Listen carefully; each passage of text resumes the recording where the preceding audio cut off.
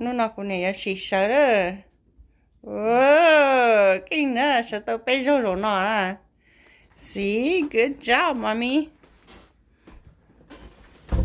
Tao tự tia lấy. Tôi sẽ chẳng một cái này mèo bóc cái. Một cái một câu một củ sư. Để chỉ trong hành rồi nè, in nó trong rồi nè, trong sẽ cha. Mà là tin dấu chỉ vào nhà nó nhiều nè. Dùng sợ tàu. Tin dấu chỉ vào nhà nó nhiều à. Ôi đó là hay nhiều trong xe nữa. Chỉ tại ai thôi chỉ cho hay nhiều thế. Good job, mommy. Yeah, kinh cơ. Ta có xì sợ rồi sao? Sợ sẽ có sợ đi chào này cơ mà.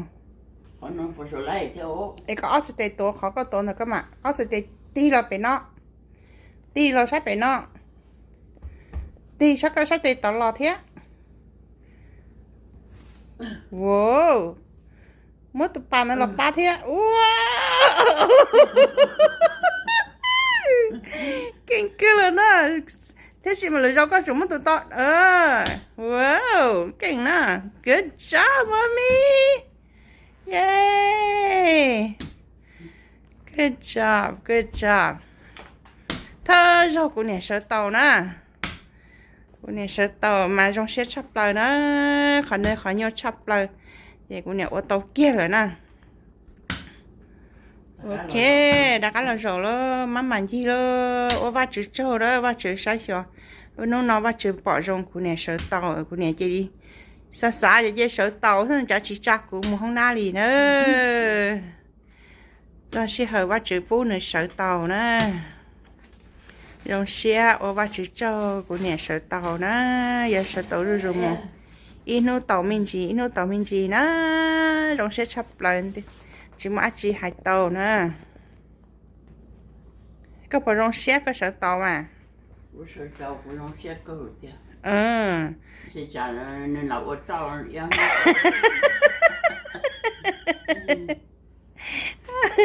Cái sợ tàu rồi chạy rong mà tao cái sợ có tao nâng cái gì nè.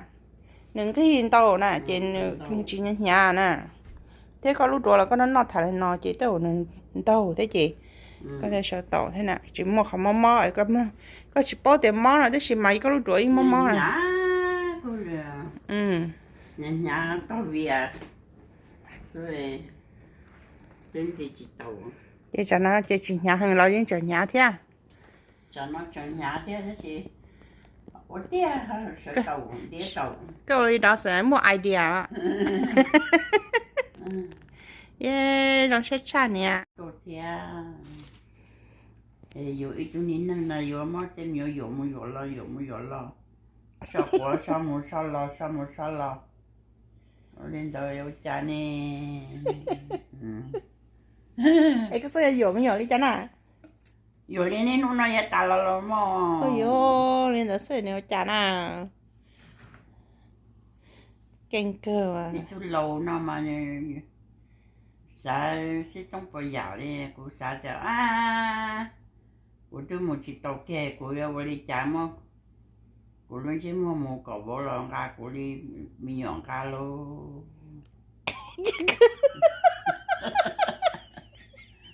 Con trai đi rồi có thể sợ thổ lắm. Cô yêu đi chạy cô tôi mi nhọn cô tôi chỉ xa còn ra cô ấy cô đặt phở chạy cô yêu muốn chạy ôi giờ mang đồ cô sợ nó cô yêu trà nè upon đặt khăm tăng kha lo liền. Cái con trai chạy thế à? Chăm mua nữa hết à? Chính xác đấy chỉ chăm mua nè. Chị con đâu đó có sợ tàu lỡ. Rõ. Ôi chà họ chín gió xá đi cơ mà. Chín gió là lớn mà sợ chỉ tàu đây nè. Ê xá đi cơ sư tôi sợ tàu cho chín gió xá đi cơ mà. Lên à. Dù chạy ít tắm hồi dù được có đi gì. rồi chuẩn thầy tới chỉ nhỏ là thế trai vào phải chơi rồi sợ lò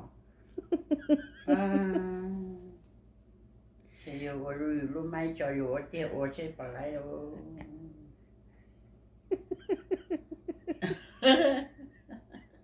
kinh cờ mà cả chịu lúc mai có thể sợ tàu sao mà sao mà chị tia đi hả chị ở đằng yo nửa hạt chỉ ra đi yo tê tú sao mà bây giờ lên đó tới gì giờ tôi vô chờ rồi chứ chờ chạy với tôi nhận lỗi chị tia lại này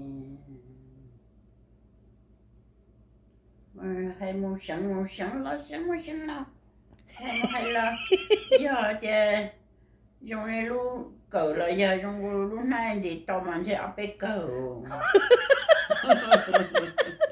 hay có thể kỹ sáng nữa thì tao áp cái cỡ sao em hắn thì chỉ tàu sao bây giờ chỉ tao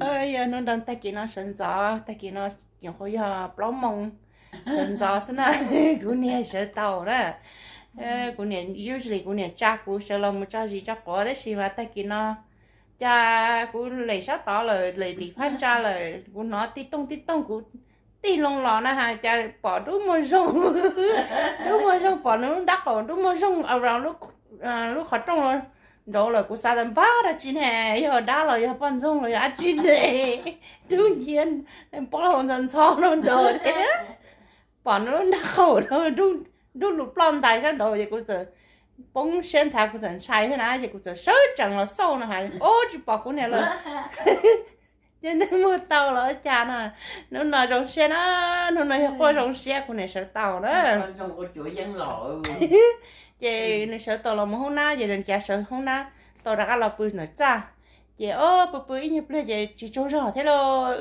lo chị cho rõ chị sợ là nhau thì nó là nhau xịt thả thì nó và chị cho của này sợ tàu thế tiền nó thọ có và chị nhân thân đại của này sợ tàu rồi nó muốn á我做了就朋友我做了就朋友到爸爸头发知道过年天呐那样包的那样冷tử了กูเจอกูชิ包的那样冷tử了那那到头发只拔了过年了头发只拔了那个所以那啥有啥到了那到呢我把只做rồi để cũng mới cho朋友到lúc cho của年的那到头发只拔了过年了nên thế bao để nên ba của nhà đi chả này cô này sẽ cho này tháo vào chữ phòng cũng mong được số lần sau tuổi tao tháo vào chữ ba của nhà nó tháo cả của nhà một tàu lên nào rú rú na